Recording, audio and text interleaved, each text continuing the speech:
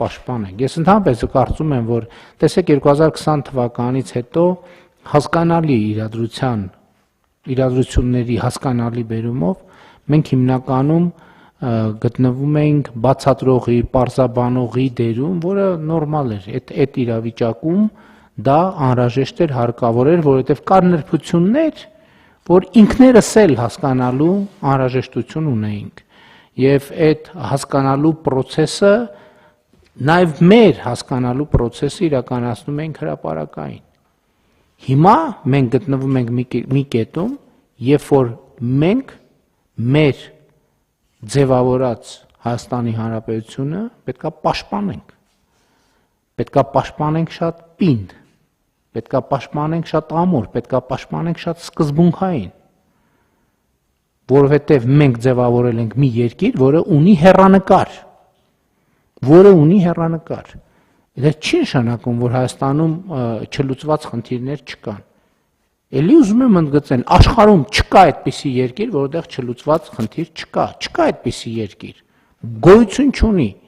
Երբևէ չի եղել մարդկության պատմության մեջ եւ երբևէ չի էլ լինելու։ Այսինքն չկա այդպիսի իրավիճակ, այդպիսի երկիր, այդպիսի տեղ, այդպիսի համակարգ, այդպիսի ոլորտ, որտեղ չլուծված խնդիր չկա։ Բոլոր տեղերում կան չլուծված խնդիրներ։ Ընդ որում, էլի ուզում եմ կրկնել,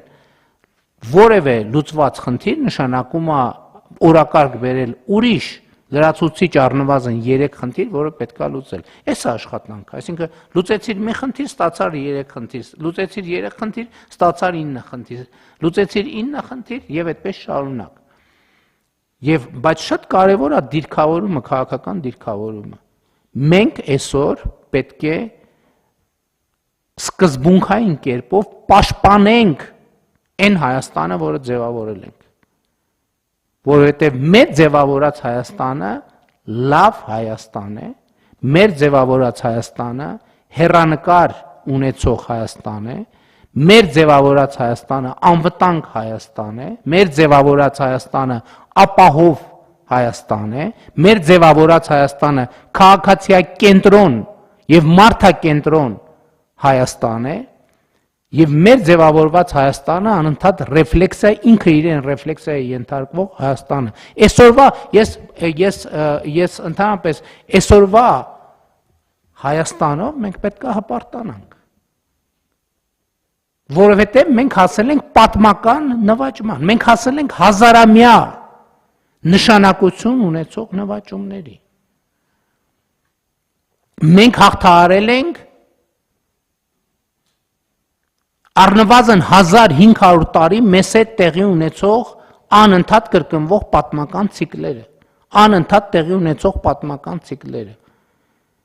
Մենք հաղթահարել ենք ուրիշների կողմից մեզ պարտադրված հայրենասիրության մոդելները, երբ որ մեզ կաղապարը տվել են, ասել են, այ դուք սենց պետք է սիրեք հայրենիքը, ձեր տան պատերին պետք է այսինչ նկարը կախածը լինի, դուք պետք է երգեք այսինչ երգերը, արտասանեք այսինչ բանաստեղծությունները եւ այլն եւ այսպես շարունակ։ Հիմա մենք առերեսվում ենք մեր պատմության, մեր իրականության եւ մեր անելիքների հետ եւ մենք ենք դա անում։ Այդ ճանապարհին մենք կսխալվենք, այդ ճանապարհին վերանայումներ կանենք։ Բայց ժամանակին մի կարգախոս կար Հայաստանում, քաղաքացիական հասարակություններ օգտագործում այդ կարգախոսը, հնչում էր այդպես, մենք ենք տերը մեր երկրի, այդ կարգախոսը այսօր իրականացված է, մենք ենք տերը մեր երկրի։ Դա ամենամեծ նպատակն է, որը ընդհանրապես եղել է, եւ այդ նպատակը իրագործված է, մենք ենք տերը մեր երկրի։ Եվ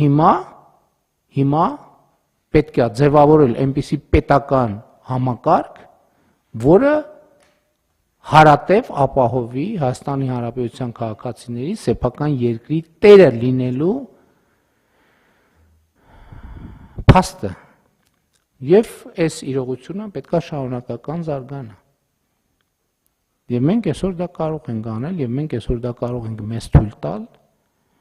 որովհետեւ մենք մեր գոյատևման օրակարգը փոխարինել ենք զարգացման օրակարգով։ Այսօր Հայաստանի Հանրապետությունը չի գոյատևում։ Այսօր Հայաստանի Հանրապետությունը կա Զարգանում է, աշխատում է, զարգանում է, ձևավորում է օրակարգեր, լուծում է այդ օրակարգերը, լուծված օրակարգերից նոր օրակարգեր են բխում, լուծում է նաև այդ օրակարգերը։ Այսօր Հայաստանի Հանրապետության միջազգային հեղինակությունը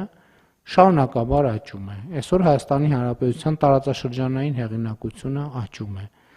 Այսօր Հայաստանի Հանրապետությունը ի վիճակի է ինքը զբաղվել իր միջավայրում իր համար հարմարավետություն ստեղծելով։ Իր համար հարմարավետություն ստեղծելով։ Եվ սա շատ կարևոր բան է, թվում է պարզ, բայց շատ կարևոր բան է, եւ մենք պետք է շարունակենք այս ճանապարհը եւ այս բոլոր խնդիրները լուծելու համար մեզ պետք է արդյունավետ պետական կառավարման համակարգ։ Եվ մենք գնում ենք այդ ճանապարհով։ Կան դիտարկումներ թեմայի հետ կապված, համեցեք